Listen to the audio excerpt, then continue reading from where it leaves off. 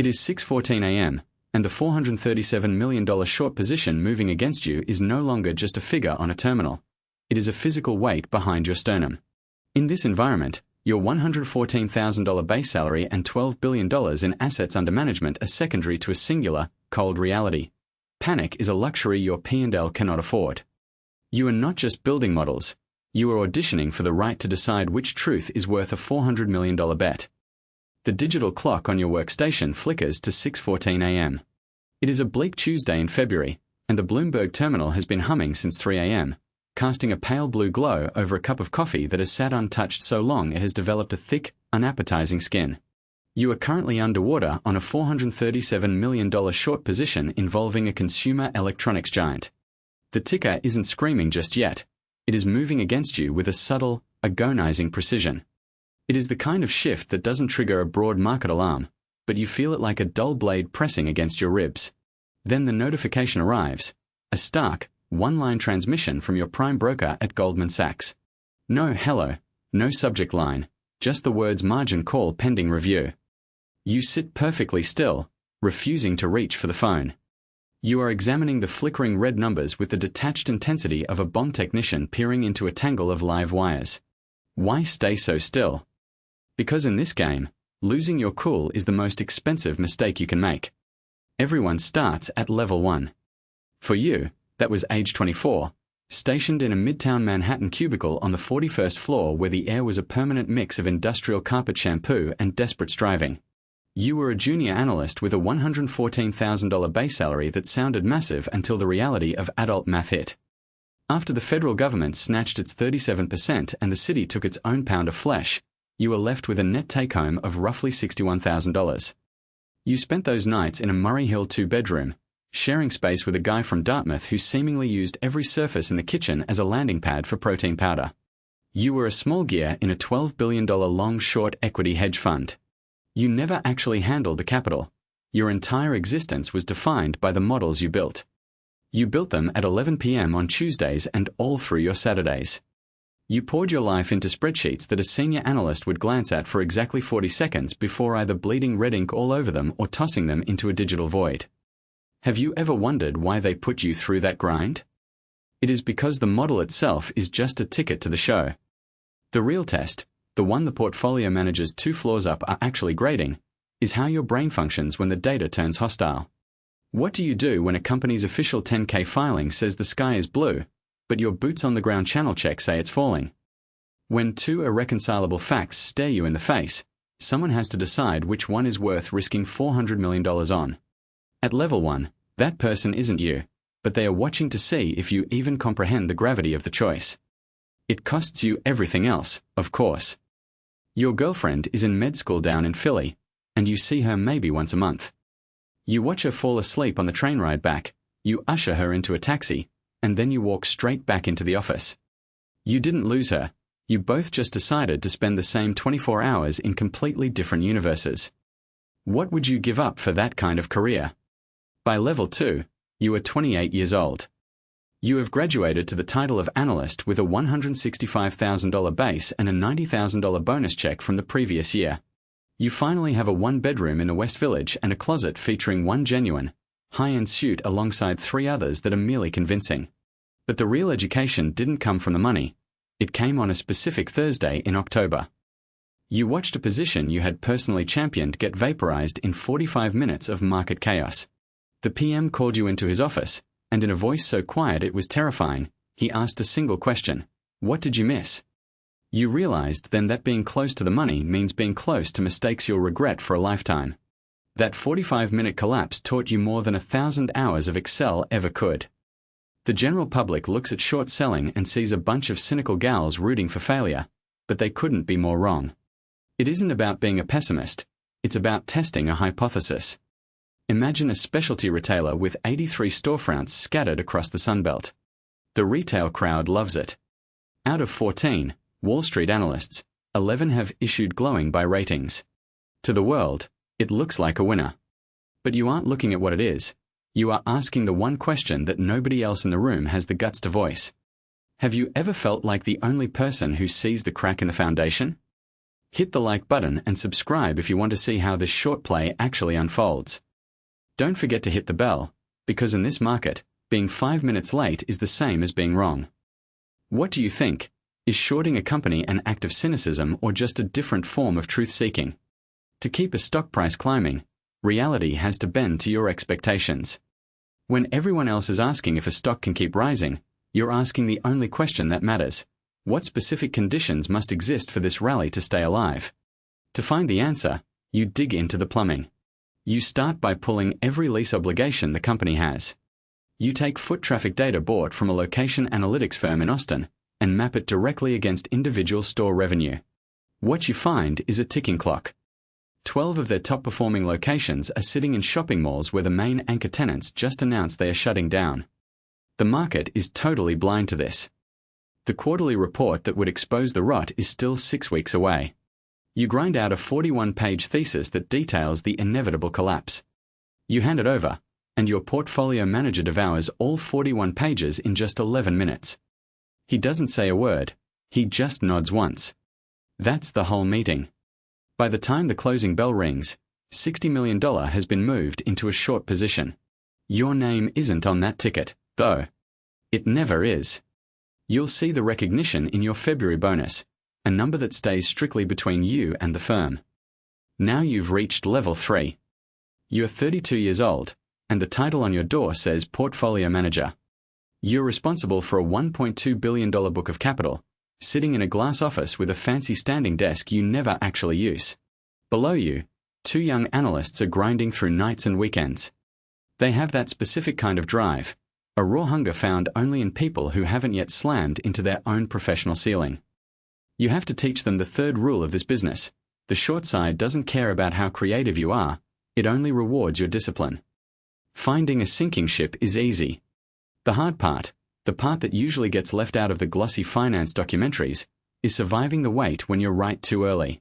If a stock jumps 30% before it crashes, you might be a genius, but you'll also be broke.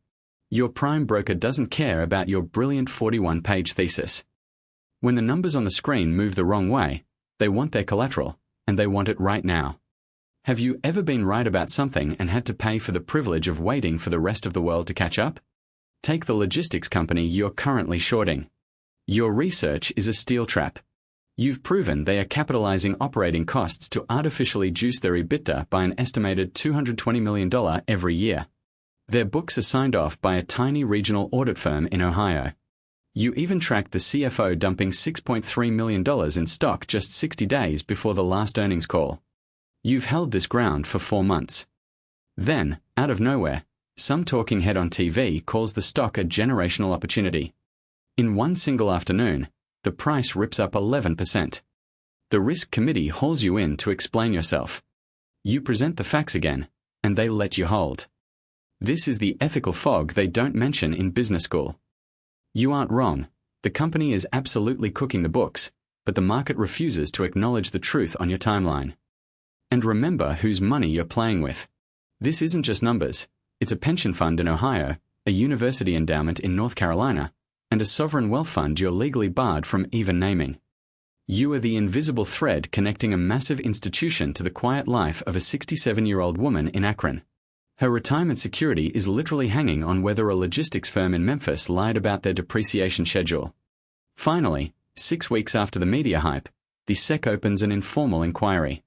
The truth hits the tape, and the stock collapses 31% in a single session.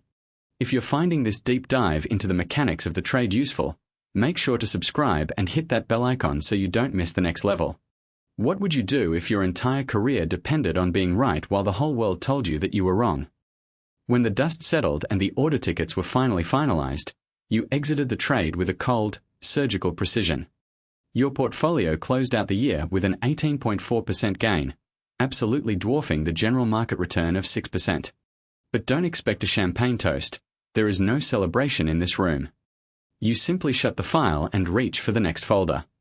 By age 37, you have ascended to level 4, overseeing a massive $4.8 billion in assets.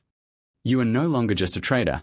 You are the head of a small state, supported by a chief risk officer, a general counsel, a head of investor relations, and a compliance department that scrutinizes every single syllable you send outside these walls. Your wealth is tied up in a partnership interest known as carried interest.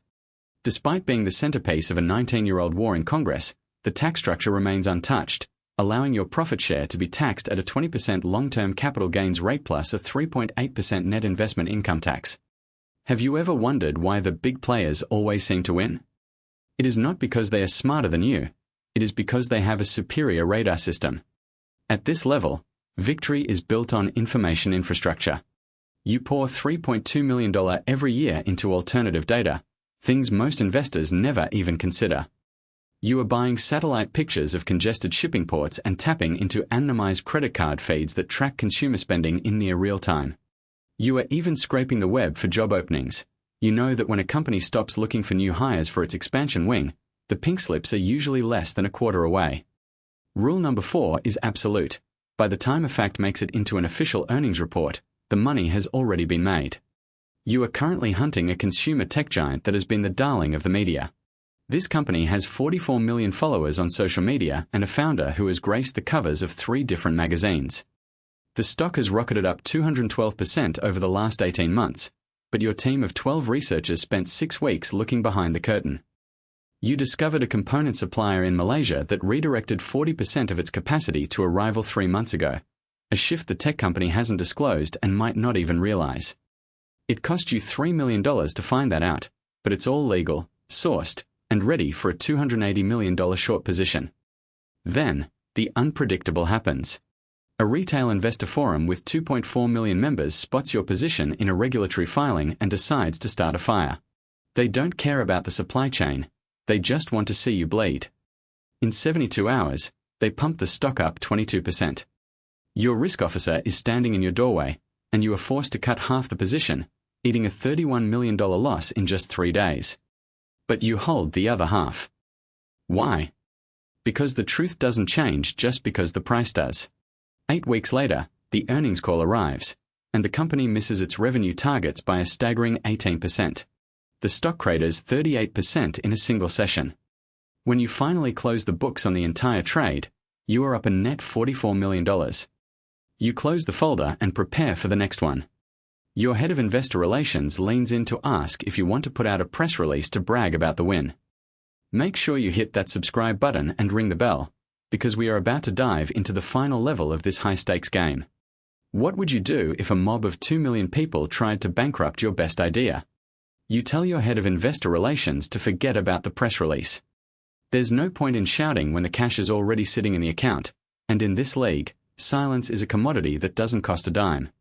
While the world speculates, you're looking at a calendar reminder that your daughter turned 9 years old last Saturday. You weren't there, of course. You were in Chicago shaking hands for a capital raise, so you sent a bouquet of flowers to the house instead. She called you to say thanks, a conversation that lasted exactly 4 minutes. For the final 90 seconds of that call, your eyes were locked onto the Bloomberg terminal, scanning for price movements while she talked about her day. She didn't have a clue you were miles away mentally, but you'll carry that detail with you. It's the price of the peak, a reality that never makes it into the glossy investor letters, the flattering profiles on Bloomberg, or the stern congressional testimonies regarding fiduciary duty and systemic risk. The secret no one tells you is that the market isn't a grand scale weighing facts to find the truth. It's actually a colossal scoreboard that measures how much capital is backing a specific story at any given second. Prices aren't set by reality. They're set by the collective conviction of whoever has the deepest pockets. If you can steer the narrative, you steer the price, at least for a while. And when you're operating at this scale, a temporary move is all you need to win. You aren't winning because you're a genius compared to the person on the other side of the trade. You're winning because you have a massive information moat, a sturdier corporate skeleton, and the luxury of a much longer time horizon. That retired teacher in Akron isn't your enemy. In fact, she isn't even a player on the field. She's just the source of the fuel. She went to her job this morning totally oblivious to the fact that her entire retirement future was being tossed around like a hot coal between 9:30 and 11:15 a.m. on a random Tuesday in February. You're the only one who saw the heat. This leads us to rule number 5. Wall Street doesn't punish the predators, it puts them on a pedestal. We take what looks like raw predation, give it a clean label like liquidity provision, and then tax it at a preferential rate just to say thank you. On paper, you're worth $214 million today. You've got the house in Greenwich, Connecticut, and the pied-à-terre in Manhattan. You even have a financial advisor, which is the ultimate punchline, paying someone else to manage the money you made by managing other people's money.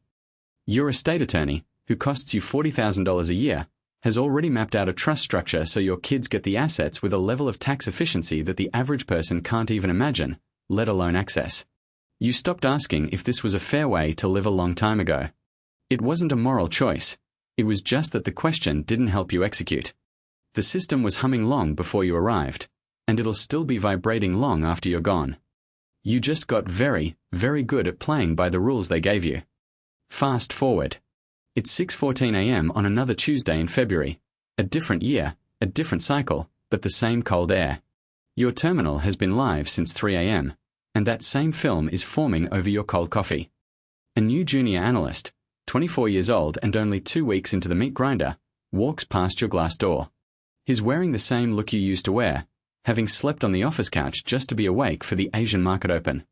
He knocks on your door and hands you his first ever short thesis, 43 pages he spent 3 entire weekends agonizing over. He's vibrating with the need for your validation, but you don't give it. You flip straight to page 7, scan the columns, and find the one single number that doesn't reconcile with the rest of the data. You point to the error without even looking at his face. He goes white. You slide the folder back across the desk and give him the only instruction that matters. Fix the model and see me Thursday. He'll be back. He'll be back every Thursday for the next 4 years, getting his work shredded and his ego bruised, slowly turning into a weapon as he learns the rules of the machine. The terminal keeps humming because the position is still open.